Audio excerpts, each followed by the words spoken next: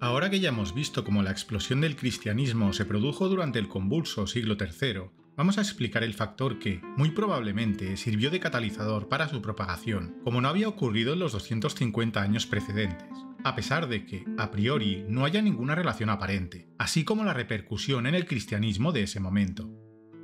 Tal y como vimos en el episodio de la plaga de Galeno, en las sociedades antiguas se consideraba que el bienestar y la salud eran proporcionados por la devoción y fe a una o varias deidades, y así sigue siendo en no pocas partes del mundo en la actualidad. Por eso, cuando alrededor del 249 o 250, otra vez en Egipto, se propaga una enfermedad mortal, que hoy día conocemos como plaga de Cipriano, y que en pocos años llegará a todos los confines del imperio y más allá de sus fronteras, muchos habitantes del mismo buscarían consuelo o salvación en la religión, o buscarían a quien culpar por no adorar a los dioses adecuados.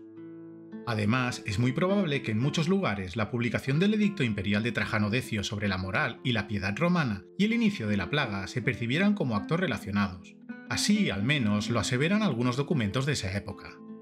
En el caso concreto de Cartago, que es de donde tenemos una de las mejores fuentes directas sobre la plaga y cómo afectó a la sociedad del lugar, hizo que muchos ciudadanos de la ciudad africana asociaran a los cristianos como los causantes de la enfermedad, por lo que a la presión del Estado, muy probablemente laxa y poco rigurosa, se sumó la del pueblo encolerizado por su impiedad para con los verdaderos dioses romanos, haciendo que muchos cristianos de Cartago renegaran, al menos públicamente, de su fe por temor a sufrir la ira de sus conciudadanos, mientras que otros se escondieron, esperando tiempos más tranquilos. Una vez la presión del Estado y de la sociedad perdió intensidad, una gran mayoría de los apóstatas quisieron volver, entonces, a la cristiandad. No fueron pocos los cristianos que, habiéndose mantenido firmes, sin acatar el edicto y algunos de ellos aceptando las consecuencias de no hacerlo, mostraron su desacuerdo en aceptar a los que habían flaqueado, pero, en general, las congregaciones aceptaron el regreso de la mayoría de los apóstatas después de cumplir algún tipo de penitencia. Esto, tanto la reacción de miedo y negación de Cristo en los primeros y peores momentos, como la vuelta a las congregaciones cristianas una vez pasado lo peor de la presión social, lo podemos extrapolar, sin mucho problema, al resto del imperio. Uno de los cristianos que optaron por esconderse fue Cipriano de Cartago, el obispo de la ciudad y figura preponderante del cristianismo primitivo. Además, gracias a sus escritos tenemos noticia de primera mano de la plaga, con detalles sobre sus efectos y síntomas, que aunque no tienen la precisión de los de Galeno, sirven para tener una idea aproximada de lo que vivieron y soportaron los enfermos que tuvieron que padecerla. Como siempre ocurre en tiempos convulsos, y más en épocas antiguas, donde la magia y los dioses juegan un papel fundamental en la visión del mundo, la desesperación de la gente la hace propensa a buscar la salvación o la asistencia en quien quiera que se la ofrezca con lo que les parezca que tiene ciertas garantías. Y en ese momento la resiliencia cristiana y su capacidad de sacrificio, y también, por qué no decirlo, de proselitismo, cosecharon frutos inesperados durante y al finalizar el brote de la plaga, pues vieron aumentar las filas de sus seguidores a partir de la misma. Este aumento de fieles es consecuencia de dos motivos fundamentalmente.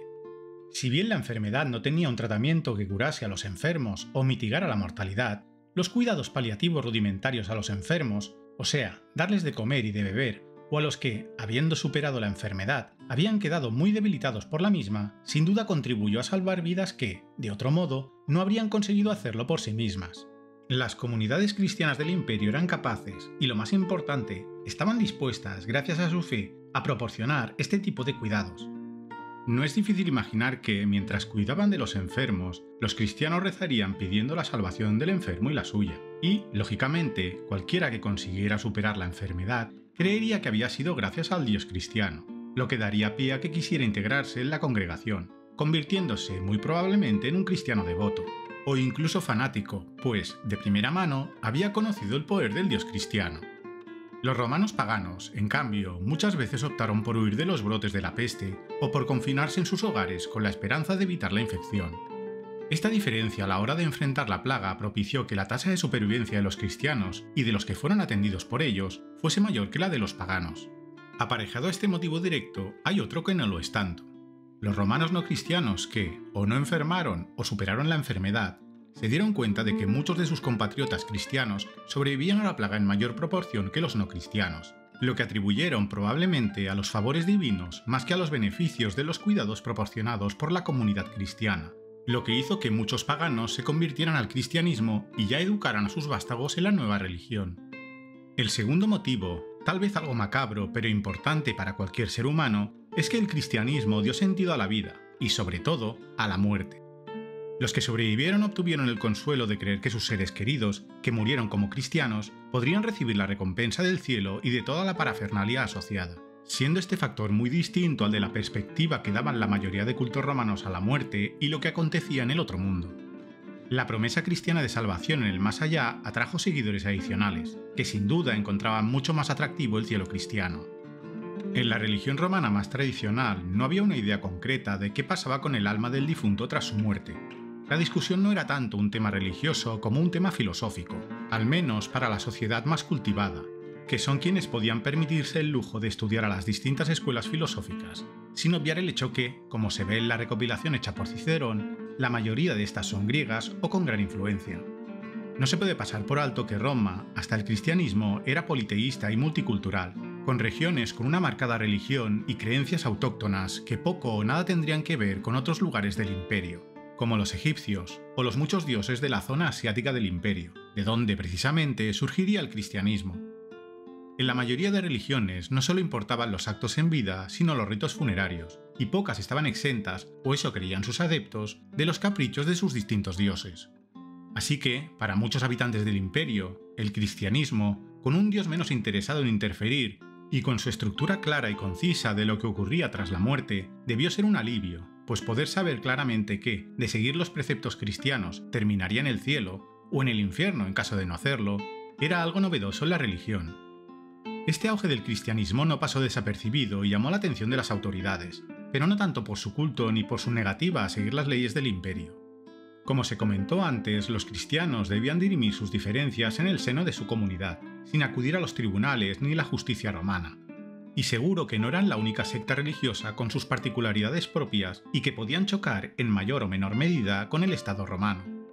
Como se ha visto, el Estado, hasta el reinado de Trajano Decio, no había intervenido en ese ámbito, pero a partir de ese momento los emperadores necesitarán reafirmarse como los líderes indiscutibles del imperio, exigiendo sumisión a su persona y al Estado, lo que chocará frontalmente no solo con las prácticas cristianas de la época, sino con las de otras religiones. Unos pocos años más tarde, el emperador Valeriano, a diferencia de Trajano Decio, sí obligó a todos los clérigos cristianos a realizar sacrificios a los dioses romanos como forma de reconocer la autoridad imperial. Senadores y caballeros cristianos fueron también obligados a realizar sacrificios públicamente, bajo pena de fuertes multas, reducción de rango y más tarde incluso con la posibilidad de ser condenados a muerte. Algunas de las víctimas más notorias de la persecución de Valeriano en Roma fueron los papas Esteban I en el 257 y Sixto II en el 258, junto a San Lorenzo 4 días después del martirio del Papa Sixto. En Cartago, por ejemplo, Cipriano, el obispo de la ciudad, también fue juzgado y ajusticiado en el 258. Se ha conservado el acta de su juicio, donde se puede comprobar que para la justicia romana, el cristianismo no era considerada una religión, sino más bien una organización criminal. Es curioso ver que, en el juicio, el juez parece no terminar de comprender la actitud de Cipriano al mantener su postura, a pesar de la preocupación de los emperadores por conseguir que todos los súbditos del imperio adoren a los dioses correctos. El emperador Galieno, por su parte, mantuvo una actitud diametralmente opuesta a la de su padre Valeriano, y en sus 9 años de reinado en solitario se mostró muy tolerante con el cristianismo. Según Eusebio de Cesarea, durante la crisis ocasionada por la captura del emperador Valeriano en el año 260, Galieno emitió la primera declaración oficial de tolerancia con respecto a los cristianos, restaurando sus lugares de culto y cementerios, lo que supuso un reconocimiento de la propiedad de la Iglesia. Tras esto, no se tiene constancia de persecuciones por parte del Estado hasta el reinado de Diocleciano, unos 35 años después. Bien es cierto que en ese lapso de tiempo el imperio sufrió la mayor crisis de su historia, llegando a fragmentarse en 3 estados independientes, con los 2 nuevos tratando de ganar territorios a costa del imperio romano del que se habían independizado, hasta que éste pudo, por fin, recuperar los territorios rebelados y restaurar la integridad del territorio imperial. Con Diocleciano se vivió la última y tal vez la peor persecución de los cristianos, a partir del año 303 y hasta el 313. En el 303, la tetrarquía formada por los Augustos Diocleciano y Maximiano y los Césares Galerio y Constancio emitió una serie de edictos que abolían los derechos legales de los ciudadanos romanos, salvo que cumplieran con las prácticas religiosas tradicionales. Aquí hay que puntualizar, otra vez, que no eran edictos exclusivos contra los cristianos, pues obligaban a todos los habitantes del imperio. Pero tras el crecimiento salvaje que experimentó el cristianismo durante la segunda mitad del siglo III, es normal que los más perjudicados fueran ellos. La persecución varió en intensidad a lo largo del imperio, siendo la parte occidental, en general, la que sufrió las persecuciones más débiles y donde antes se terminó la persecución, pues Constantino, al ser proclamado Augusto en el año 306, finalizó las persecuciones en los territorios bajo su mando y ofreció a los cristianos la restitución completa de todo lo perdido, mientras que las más violentas se dieron en las provincias orientales.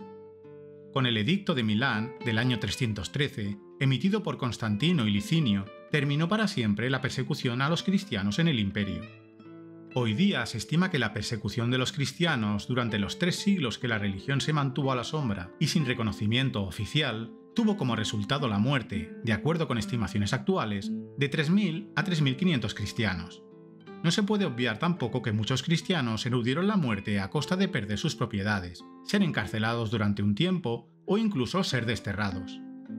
Aún así, como se dijo en el anterior capítulo, en unos 100 años, y a pesar de las persecuciones, el cristianismo pasó de ser irrelevante a convertirse en la religión del 10% de la población, o sea, de unos 6 o 7 millones de romanos. Y lo más importante, con un impulso imparable que la llevará a convertirse en el culto principal del imperio a lo largo del siglo IV, y a finales de ese siglo, en la única religión oficial del imperio.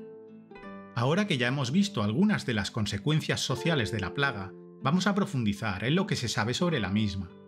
Lo primero que hay que comentar, y que parece que es un patrón que se repite, es la relación entre el clima y la pandemia. Como vimos en el episodio de la plaga de Galeno, el estudio de la revista Sciences Advances del año 2024 mostraba que las grandes plagas que azotaron al Imperio Romano coincidían con un bajón de la temperatura. Esto se ha comprobado analizando distintos proxies climáticos, como se ve en el gráfico, siendo el estudio de los sedimentos marinos de la zona de Tarento el que aporta mayor sensibilidad y precisión al estudio del clima en esos momentos, pues contienen quistes fosilizados de dinoflagelados, que son organismos que forman parte del fitoplancton que prospera en las aguas superficiales y que, al morir, dejan un quiste, cuya composición es muy sensible a los cambios ambientales, como la temperatura del agua y la composición de nutrientes. En el Golfo de Tarento esto ocurre principalmente a finales de verano y o principios de otoño, por lo que son excelentes marcadores biológicos para conocer las condiciones climáticas de esos momentos. El estudio documenta 4 fases en la historia de la temperatura y las precipitaciones de la antigua Italia romana. Tal y como se ve en el gráfico, la primera fase, que va del 200 a.C.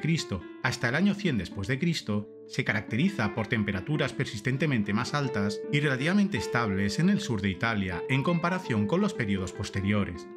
Esto se observa en la tabla anterior, donde se ve que la asociación de quistes de dinoflagelados consistía puramente en las especies de agua caliente durante ese periodo. La segunda fase va del año 100 hasta el 215 después de Cristo, donde se observa una tendencia decreciente de la temperatura, aunque a partir del año 130 esa variación se hace más notable, donde se observa que las temperaturas caen por debajo del rango observado durante la primera fase, y es en ese periodo cuando se dio la plaga antoniniana.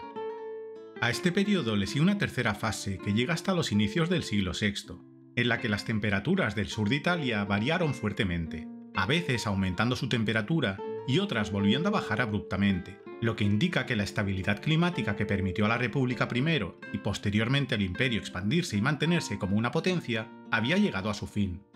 Precisamente es durante esta tercera fase cuando, coincidiendo con una bajada abrupta de las temperaturas, se propagó la plaga de Cipriano, entre el 250 y el 270 después de Cristo. Es este periodo el que nos interesa. Como se ve, hay otros episodios documentados de bajadas abruptas de temperaturas que no coincidieron con plagas. Esto probablemente lo que indica es que las condiciones climáticas en el lugar de origen de las mismas no eran las adecuadas y por lo tanto no llegaron a empezar una pandemia. Sea como sea, hasta este estudio apenas se había prestado atención a esas coincidencias. Tal vez esa sincronía entre el enfriamiento y la aparición de las plagas en el imperio sea fruto de la casualidad, o quizás sí hay, como todo parece indicar, una relación entre ambos sucesos, pero eso es algo que la ciencia tendrá que ir desvelando en los próximos años. Las primeras noticias de la enfermedad dentro de las fronteras del imperio son de alrededor del año 249, y se tiene constancia de que hasta el 269 o 270 después de Cristo hubo brotes de la misma. La enfermedad parece que llegó desde Etiopía a Egipto, teniendo la primera evidencia en los escritos del obispo de Alejandría durante el año 249, y desde ahí la expansión por las provincias imperiales fue imparable. En 1 o 2 años se propagó desde Egipto hasta Anatolia y Europa, aprovechando las transitadas vías marítimas de comercio del imperio. Se sabe que en Roma estaba presente en el año 251 sin ninguna duda. En esta ocasión, el no contar con un médico como Galeno que aplicase un mínimo rigor médico a la descripción de los síntomas ha dificultado mucho el estudio de esta plaga. Pero tampoco sería justo despreciar ni menospreciar los escritos del obispo Cipriano de Cartago, que aunque siempre habla desde una óptica cristiana y sin ningún tipo de conocimiento ni rigor médico, aporta datos y descripciones valiosas si se saben interpretar y si se les extrae todo el pozo religioso.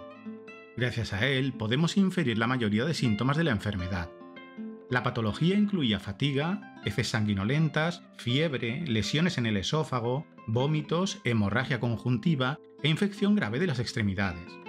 Más tarde sobrevenían debilitamiento, pérdida de audición y ceguera. La pandemia atacó por todas partes, en asentamientos grandes y pequeños que llegaban hasta el interior del imperio. La pestilencia era indiscriminada, atacaba a cualquiera en cualquier estación o clima, y con independencia de la edad, el sexo o la riqueza o la pobreza de las personas.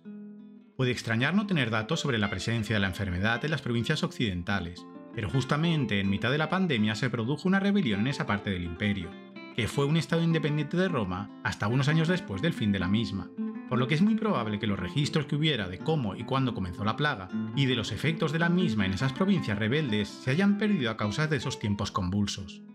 Lo mismo se puede argumentar de la zona del Levante, que también se constituyó en un reino independiente de Roma hasta que fue reincorporado al imperio. La pandemia azotó a todo y a todos por igual, sin distinción de clase o poder. Por ejemplo, según las crónicas, Hostiliano, el hijo de Trajano Decio y su sucesor en el trono imperial junto a Treboniano Galo, murió en Roma al poco de aparecer la peste en la ciudad, aunque no se descarta su asesinato. También Claudio el Gótico fue, en las postrimerías de la plaga, y siempre según las fuentes, otra víctima de esta mientras se hallaba guerreando en la frontera danubiana contra los godos. Por los escritos que nos han llegado de esos tiempos, en los peores momentos de la plaga, solo en la ciudad de Roma había 5.000 muertos al día. En Alejandría tenemos la crónica del obispo de la ciudad posterior a la plaga. En ella cuenta que la población pasó de 500.000 antes de sufrir la pandemia a no más de 200.000 personas al término de la misma. Esa reducción no tiene por qué indicar víctimas mortales únicamente atribuibles a la mortalidad de la plaga. Es posible que algunos huyeran del caos en Alejandría durante la misma, y siempre hay que tomar los datos que proporcionan las fuentes con cautela y poniéndolos en contexto. Pero el número de ciudadanos que aparecen en el reparto público de cereales es un detalle creíble, y todos los demás testigos y crónicas coinciden en la escala de la mortalidad. Esta pérdida de población hay que entenderla correctamente para comprender el estado en que quedó el imperio. Una gran parte del trabajo, ya fuera físico como en las minas o cosechando los campos o en el transporte de mercancías, como de tipo intelectual en la administración pública y privada, era realizado por mano de obra esclava, por lo que el impacto en esa parte de la población causó que muchos negocios dejaran de ser rentables durante la plaga o un tiempo después de la misma. La dificultad para encontrar esclavos suficientes para mantener la productividad o de la capacidad y calidad adecuada, o de haberlos tener precios excesivamente altos, evidentemente tuvo un impacto en la sociedad romana durante y tras la pandemia. Y a eso hay que sumarle las consecuencias del fin del óptimo climático romano y la variabilidad de las cosechas en el norte de África. Por otro lado, la muerte de maestros artesanos en un mundo donde el saber se transmitía mayoritariamente de persona a persona, tuvo que producir otro impacto demoledor en la calidad y manufactura de la producción, al menos a corto plazo. Por tanto, la mortalidad descrita no solo implicaba la consiguiente escasez de mano de obra, tanto libre como esclava, lo que afectaba directamente a la producción de cualquier tipo, sino que también significaba la pérdida de conocimiento. Y por supuesto, también afectó, y mucho, al ejército romano. Los campamentos eran el lugar ideal para una pandemia, cobrándose incluso la vida de un emperador mientras estaba en campaña. Así que, aunque no hay cifras oficiales, sin duda la mortalidad entre las tropas hubo de ser alta, quizás no tanto como durante la plaga antonina, pues no consta que se reclutara a gladiadores ni a esclavos. Pero también podría ser porque en esos momentos una parte relativamente importante de las fuerzas que componían las legiones eran bárbaros alistados y no ciudadanos del imperio, lo que hacía relativamente sencillo el reemplazarles. Todos estos factores debilitaron gravemente al imperio, convirtiendo a la plaga en otra causa importante de la crisis del siglo III. Autores paganos y cristianos con perspectivas y motivaciones muy distintas, que escribían desde extremos opuestos del imperio, coincidían uniformemente en que esta pestilencia no se parecía a nada de lo que hubieran visto hasta el momento. Como ya hemos visto, las descripciones de los síntomas de la plaga y de cómo afectó a la población se las debemos sobre todo a Cipriano, el obispo de Cartago.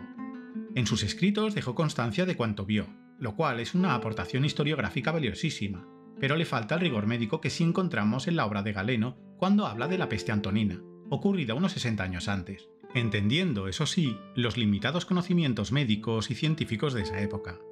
En Cipriano, a la falta de conocimientos, se une su total desconocimiento de la medicina, ni mucho menos cualquier atisbo de rigor científico. Esto hace que la identificación de los síntomas y, en consecuencia, del patógeno, a través de sus escritos, sea muy difícil, por no decir imposible.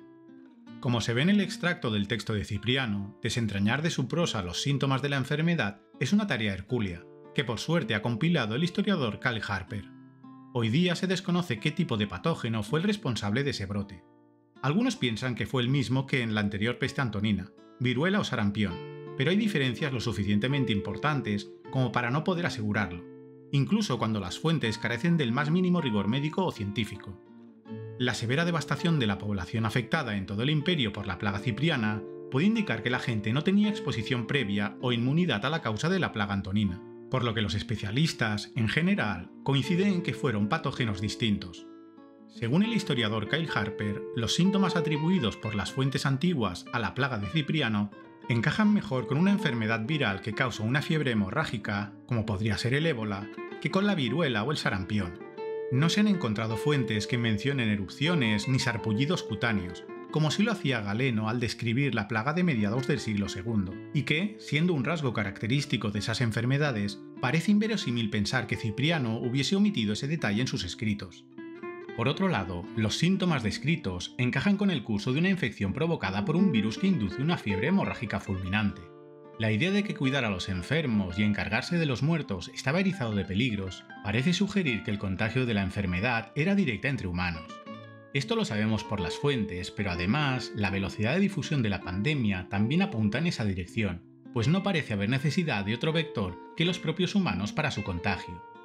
Para Kyle Harper y otros científicos, solo una familia de virus hemorrágicos parece coincidir con la patología y la epidemiología de la plaga de Cipriano, los filovirus, cuyo representante más conocido es el virus del ébola, aunque como él mismo afirma, no es posible, con los datos actuales, aceptar o descartar una teoría de forma definitiva, y tendrá que ser la ciencia la que, en algún momento, despeje las incógnitas definitivamente. Lo que sí sabemos gracias a la paleoclimatología es que en la década del 240 después de Cristo hubo una turbulencia climática global que afectó a los sistemas monzónicos que regulan el clima del África Oriental, lo que sin duda desencadenó cambios ecológicos, como la sequía que afectó al norte de África. Si aceptamos que el origen de la peste cipriana era de alguna zona del África Central, entonces estos desórdenes climáticos que afectaron a los monzones es muy probable que causaran las condiciones óptimas y necesarias para que el patógeno, fuera cual fuera, pudiera salir de su hábitat natural y, aprovechando los cambios climáticos extraordinarios, propagarse desde su lugar de origen hacia otros puntos que, en condiciones climáticas normales, no podría alcanzar, dando así lugar a la plaga de Cipriano. En la peste antonina, 60 años antes, las fibras de la estructura imperial estaban en su mejor momento y salieron maltrechas, pero aún funcionales. Cuando apareció la plaga de Cipriano en el año 249 después de Cristo, habían cambiado muchas cosas. El imperio no tenía la misma fortaleza estructural ni la capacidad de recuperación que tenía durante la anterior pandemia. Esos 60 años de inestabilidad política y social, con la inflación disparada y descontrolada y los efectos que se produjo en la sociedad civil, unidas a las frecuentes rebeliones y usurpaciones que en no pocas ocasiones provocaban la lucha entre ejércitos romanos, sacados la mayoría de las veces de los cuarteles fronterizos, lo que provocaba primero la pérdida de veteranos y esto, a su vez, la debilidad de las fronteras imperiales, facilitando así la penetración y el saqueo de los bárbaros, se vio potenciado por la pestilencia, que influyó y transformó de formas inimaginables a la sociedad y al imperio romano.